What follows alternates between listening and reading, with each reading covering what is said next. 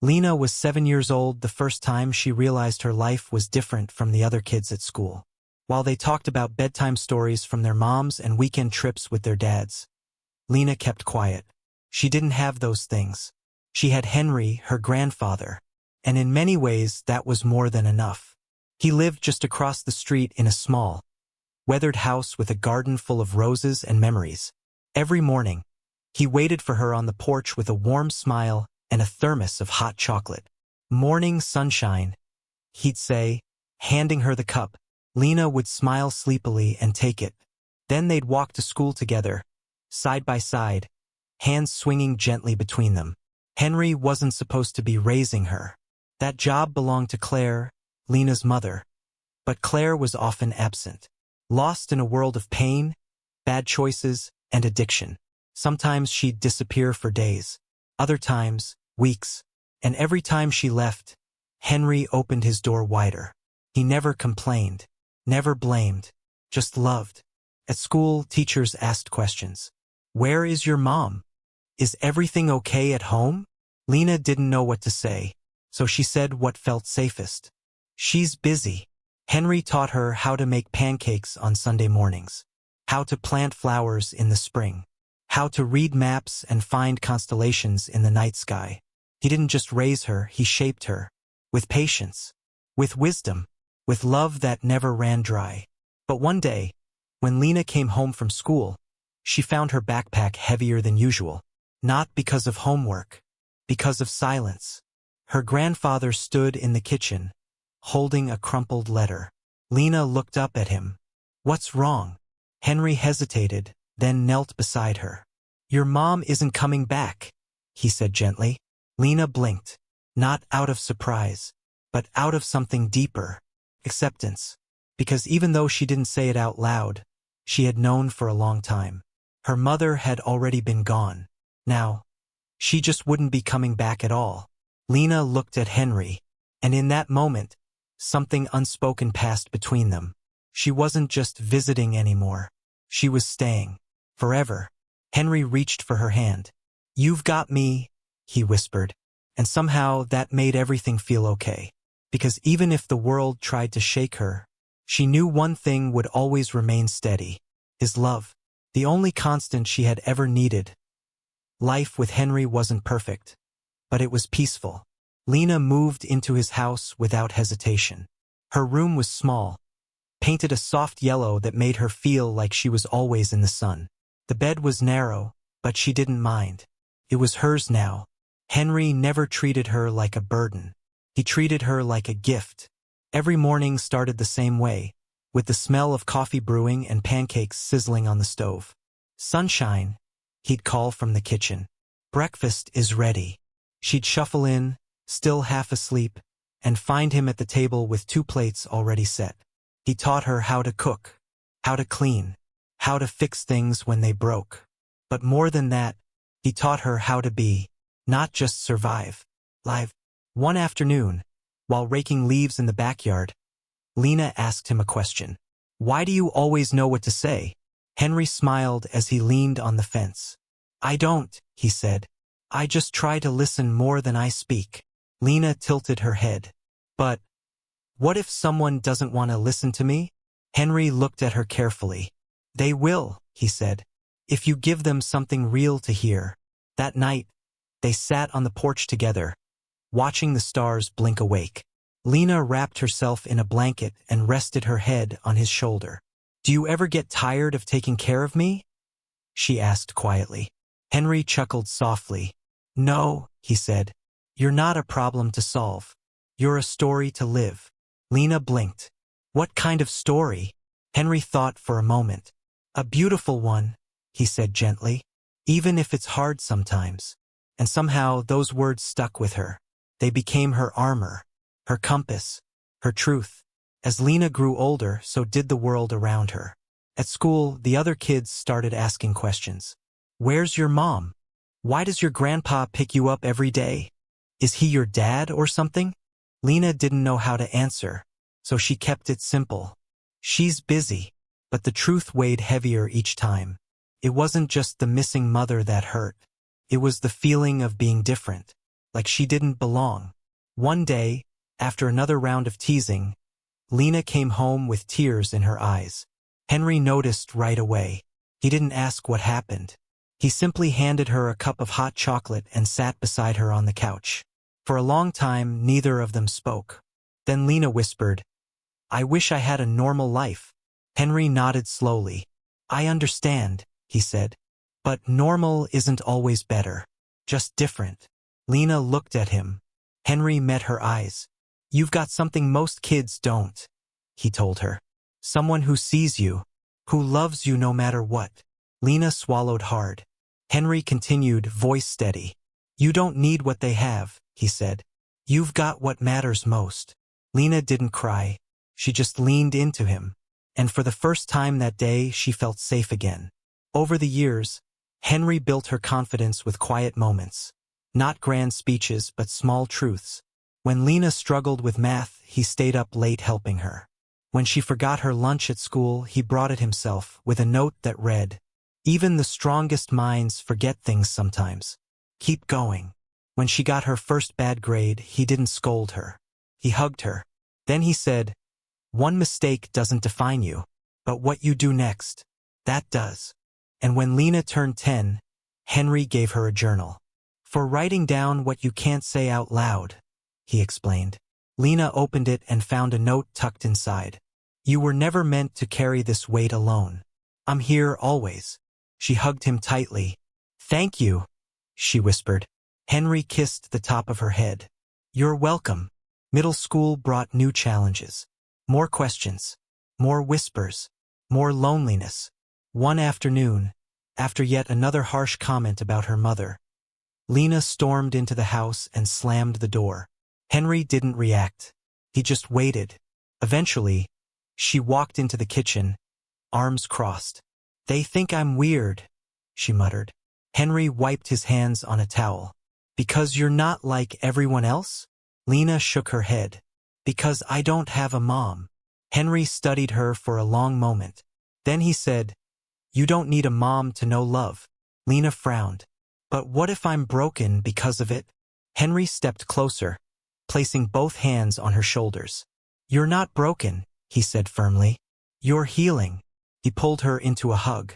"You're learning how to be strong," he whispered. "And I promise you, you're doing it beautifully." Lena let out a shaky breath. Then she whispered, "I miss her." Henry held her tighter. "I know," he said, "but you're not missing out on love." Lena looked up at him. "Because of you," she said. Henry smiled. "Because of us." High school hit harder than she expected. There were days she wanted to give up. Days she felt like screaming into the void. But through it all, Henry remained steady. He never stopped believing in her. Never stopped showing up. Never stopped holding her hand when she needed it most. And slowly, Lena began to believe in herself too. Because even when the world made her feel invisible, Henry made sure she knew she mattered. Always. Lena was 13 when her mother came back. Just like that. No warning. No explanation. One evening, as she and Henry sat at the kitchen table coloring maps for Lena's history class, there was a knock on the door. Henry looked surprised, then wary. He opened it slowly, and there she was, Claire, thin, tired, her eyes searching the room like she had forgotten where she was. "Can I come in?" she asked softly. Henry hesitated, then stepped aside. Lena froze. She hadn't seen her mother in years.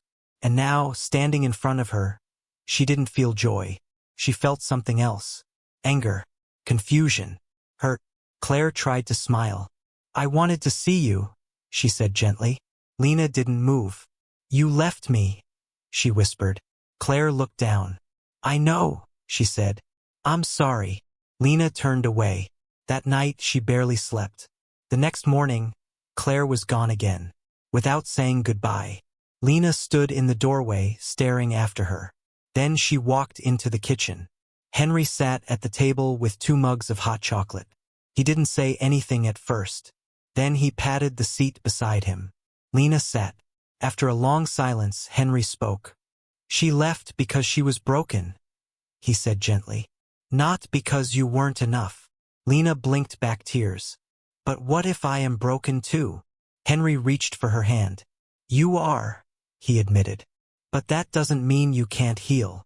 Lena looked at him. How? Henry smiled slightly. You keep going, he said. Even when it hurts. Even when you don't want to. Lena swallowed hard. I just miss her. Henry pulled her close. I know, he whispered. But she's not the only one who loves you. Lena nodded. And somehow that made the pain feel a little lighter. High school wasn't easy. At 14, Lena started having panic attacks before exams. At 15, she withdrew from friends. At 16, she began skipping class. Not out of rebellion, but out of exhaustion. The weight of everything, her mother's absence, the whispers at school, the pressure to be perfect, became too much. One afternoon, after being sent home for fighting, she stormed into the house. Henry sat in his usual chair by the window, reading. Lena slammed the door behind her. They think I'm trash, she muttered. Henry closed his book. Who does? The whole school, Lena snapped. Because I don't have parents. Because I live with my grandpa. Because I'm different. Henry studied her carefully. Then he said, You're not trash. Lena shook her head. I feel like it. Henry set his book aside and walked over to her. He placed both hands on her shoulders. People say things when they don't understand, he told her. But you've got more strength in your heart than most adults ever will.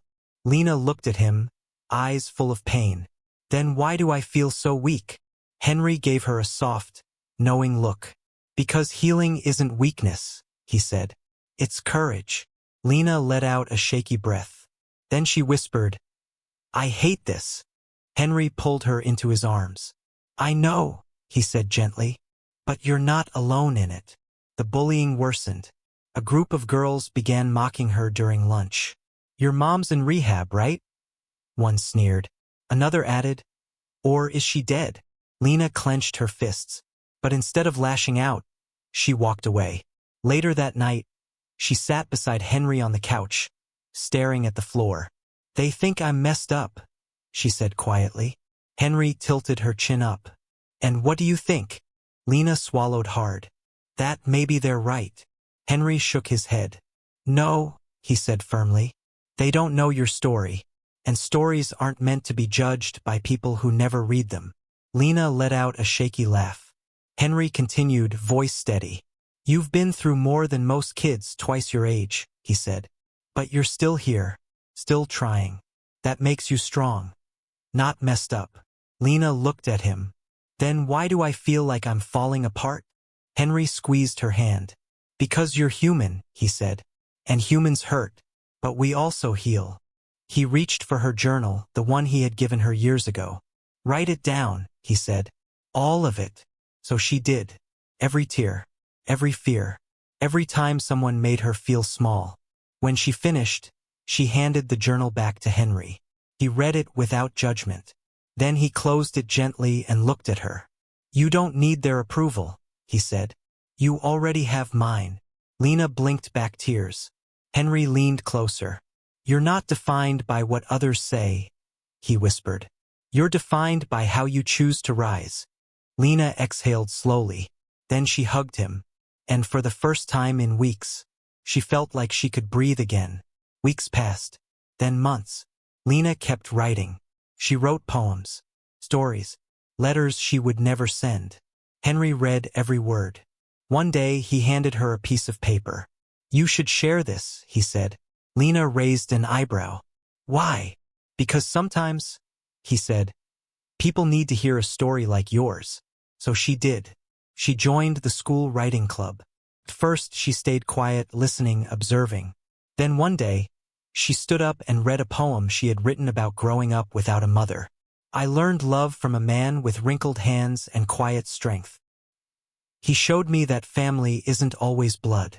Sometimes, it's the person who stays when everyone else leaves. When she finished, silence filled the room. Then came the applause. Genuine, warm, supportive. Afterward, a girl approached her.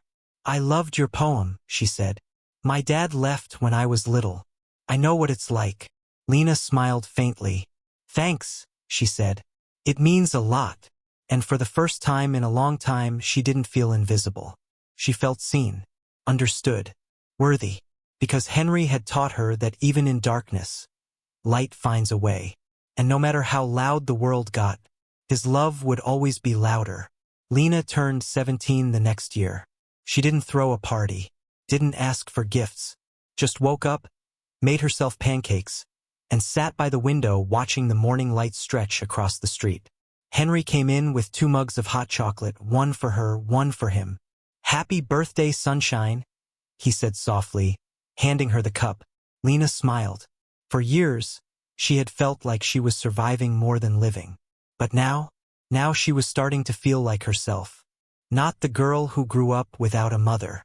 Not the girl who was teased at school. But Lena, a writer, a fighter, a daughter, even if not by blood, but by heart. That spring, Henry started forgetting things. Small things at first. He'd leave the stove on, forget where he put his glasses. Once, he called her by her mother's name. Lena noticed, but she didn't say anything. Not yet.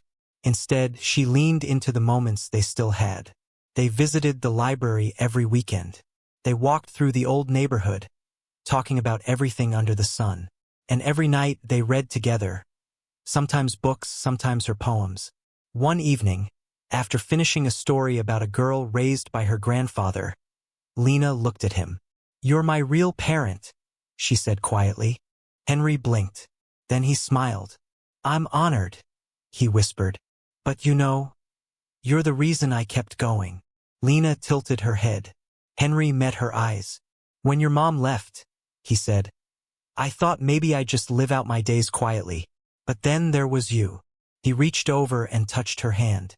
"You gave me purpose again," he said. "You made me want to be better, stronger." Lena felt tears well up. "You already were," she whispered. Henry chuckled. "Maybe," he said, "but you reminded me." At school, Lena applied for a writing scholarship. The essay prompt was simple. Who shaped you the most? She wrote about Henry, about how he taught her that love isn't loud. It's quiet. About how he held her hand when no one else would. About how he never stopped showing up, even when life tried to wear him down. When the results came in, she got the scholarship. Henry hugged her tightly. "I always knew you were something special," he said. Lena laughed. "Thanks to you." But slowly, the changes became harder to ignore. Henry started getting lost in conversations. Sometimes he forgot what day it was.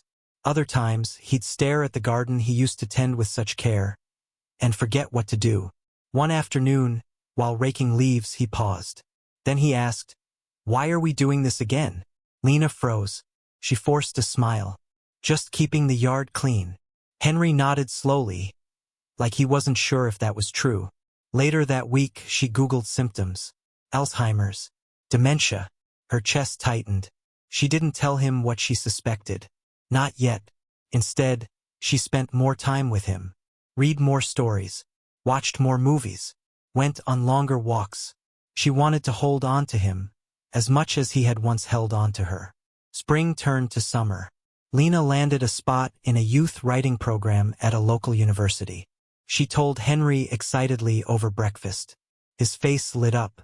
"That's my girl," he said proudly. Then he frowned slightly. "What?" Lena asked. Henry shook his head. He hesitated. "I don't remember when you said it starts." Lena swallowed hard. "It's okay," she said gently. "I'll remind you." Henry smiled. "I must be getting old," he joked. Lena gave a small laugh. But inside, she felt something shift.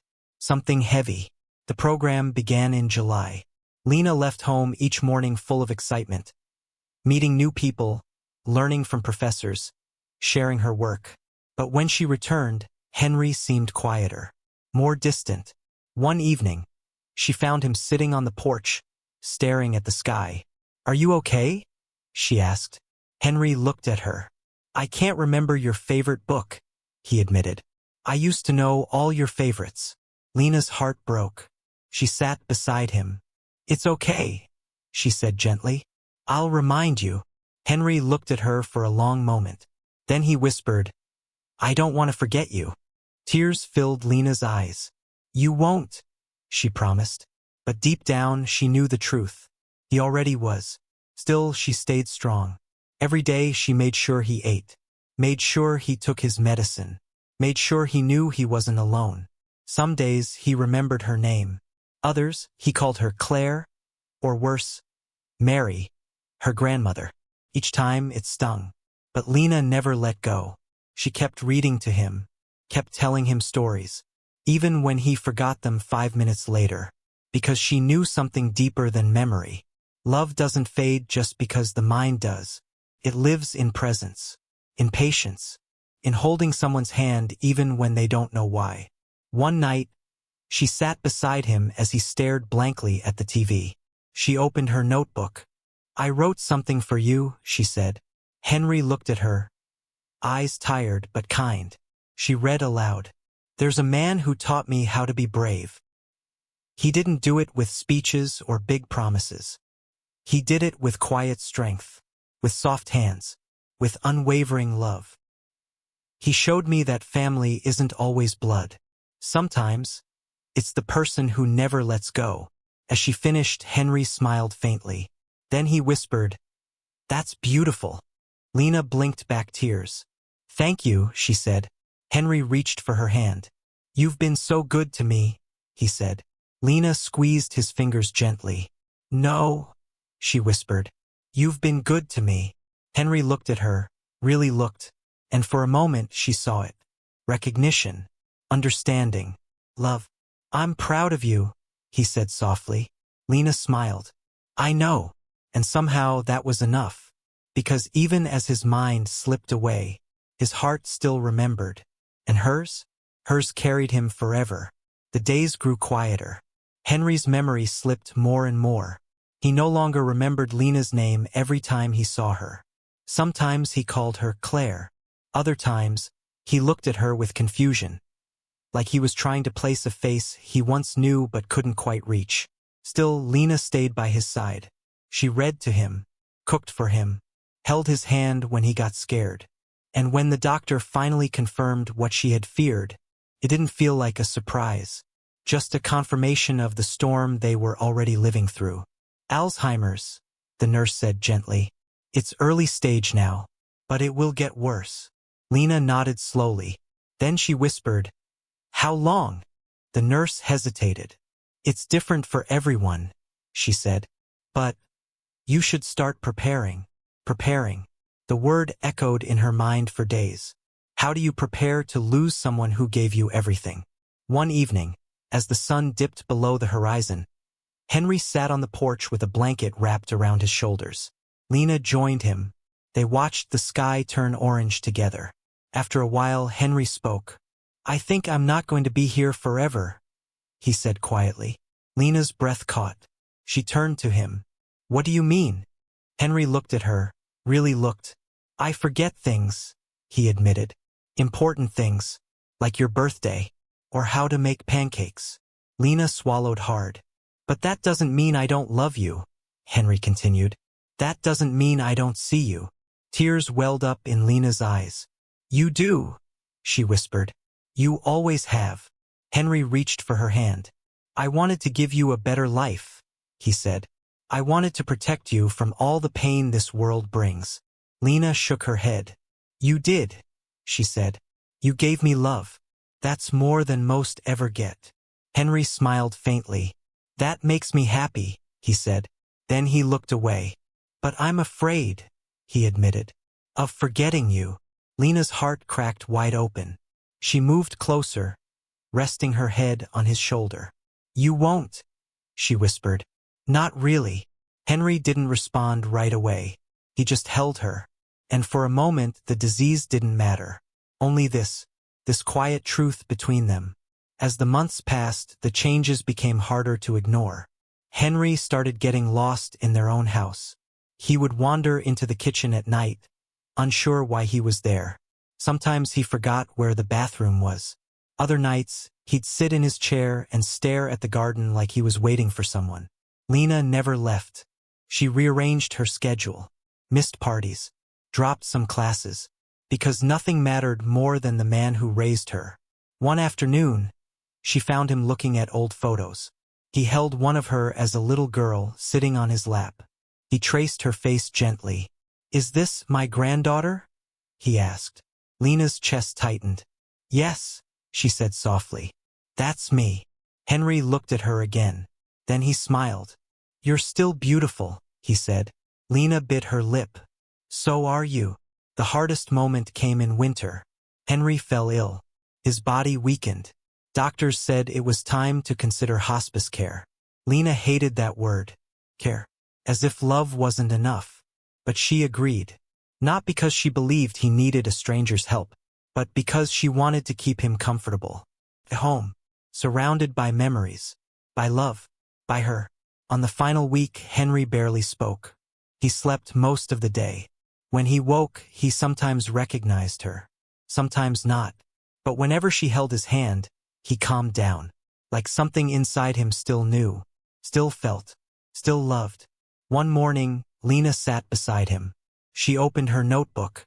"I've been writing about you," she said gently. Henry stirred slightly. Lena began reading. "He taught me how to be brave without saying a word.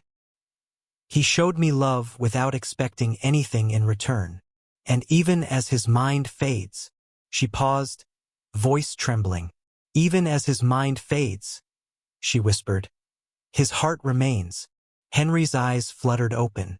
He looked at her. Then, in a soft voice, he said, "Lena." Her breath caught. He remembered, for just a second. But it was real. Lena leaned forward. "I'm here," she said. "Always." Henry smiled slightly. Then he closed his eyes again. Later that night, Lena sat beside him, holding his hand. Outside, snow fell gently against the window. Inside, silence filled the room. Heavy, but peaceful. Henry stirred slightly. Then he whispered, "Thank you." "For what?" Lena asked. "For letting me raise you," he said. "For being my sunshine." Lena's tears spilled over. "I love you," she whispered. Henry gave a small nod. "I know," he said. "I always did." Then he let out a slow breath, and didn't take another. Lena sat there for a long time, holding his hand, feeling the warmth fade, knowing he was gone, but also knowing he had never truly left, because the lessons he taught her, the way he loved her, lived on. In her words, in her strength, in every step she took forward. The funeral was small, just a few neighbors, her school counselor, Mr. Thompson. Lena stood at the front holding a folded piece of paper. When it was her turn, she stepped forward. "I want to say something," she said. Everyone listened. "I used to think family meant having both parents," she began. "I thought it meant growing up like everyone else." She looked at the casket. "But then I learned that family isn't about what you're supposed to have." She took a deep breath. "It's about the people who show up, not perfectly but powerfully." A pause. "My grandfather showed up for me every single day. He gave me love when I needed it most. And even as he forgot everything else, he never forgot how to hold my hand." Tears streamed down her face. "And I'll carry that forever." She looked at the crowd. "He didn't just raise me," she whispered. "He saved me." Then she walked back to her seat. And though her heart felt heavier than ever, she also felt lighter, because she had said goodbye. With honesty, with love, with grace. And somehow that made all the difference. Time passed. Not quickly, not gently, but it moved. Lena turned 18 in the spring that followed. She wore a black dress to her high school graduation, not because she was sad, but because she wanted Henry to see her, even if just in spirit. She walked across the stage with steady steps. Then she looked out at the crowd. Her counselor sat near the front. Mr. Thompson waved proudly from the back. And beside them, an empty seat, the one meant for Henry. When her name was called, Lena felt tears sting her eyes. But she smiled, because she knew he would have been there, cheering louder than anyone. Afterward, she stood at the podium and gave the speech she had written. I didn't grow up like most kids, she began, voice soft but strong. I didn't have two parents. I didn't have perfect days. A pause. But I had something better. She looked out at the audience. I had a grandfather who taught me how to be brave, she said, who showed me love when I needed it most. She took a breath. He didn't teach me through big speeches or grand gestures, she continued. He taught me by showing up. Every single day. Tears filled the room. Some students wiped their eyes. Teachers nodded quietly, and Lena kept speaking. He made me believe I mattered, even when the world told me I didn't. She held the paper tightly. And now, I want to make sure other kids feel that too. There was silence, then applause. Genuine, heartfelt, supportive. As she stepped down, she saw Dr. Patel waiting for her. That was beautiful, the counselor said softly. You should consider helping others like you. Lena blinked. You mean, working with kids like me? Dr. Patel nodded. Kids who grow up without what they're supposed to have, she said. They need people like you, people who understand. Lena swallowed hard. She hadn't thought about it before. But as she looked around the auditorium, at the kids who had struggled like she did, she realized this was her calling. That fall, Lena started college. She chose psychology, determined to help children facing hardship, just like she once had. Henry's lessons stayed with her. She carried his notebook, the one he used to write down little truths and reminders, in her bag every day. One page read, "Love isn't loud. It's quiet. It's presence. It's patience. And above all, it's holding on when no one else does." She wrote those words into her journal. Then she added one of her own. I want to be that kind of love for someone else. Years later, Lena stood outside a small community center. Inside, children laughed, played, and learned. She walked through the door and greeted the director. I'm here for my first day, she said. The woman smiled. We're lucky to have you. Lena stepped inside. She spent her days working with kids who came from broken homes, who were raised by strangers, who felt invisible. She listened. She cared. She showed up, just like Henry did for her. One afternoon, a girl named Maya sat beside her. I don't think I matter, Maya whispered. Lena looked at her carefully. Then she pulled out a small notebook. I used to feel that way too, she admitted. Like I wasn't enough. Maya frowned. What changed? Lena smiled gently.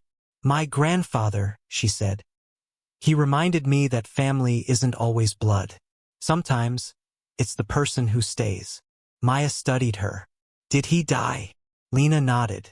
But he still lives in me, she said. In everything I do. Maya hesitated, then asked, Can I call you family? Lena's heart swelled. Yes, she said. Of course. And somehow that moment felt like a full circle. One evening, after work, Lena drove to the cemetery. She parked and walked slowly between the rows of stone until she found it. His grave. She sat beside it, pulling out her notebook.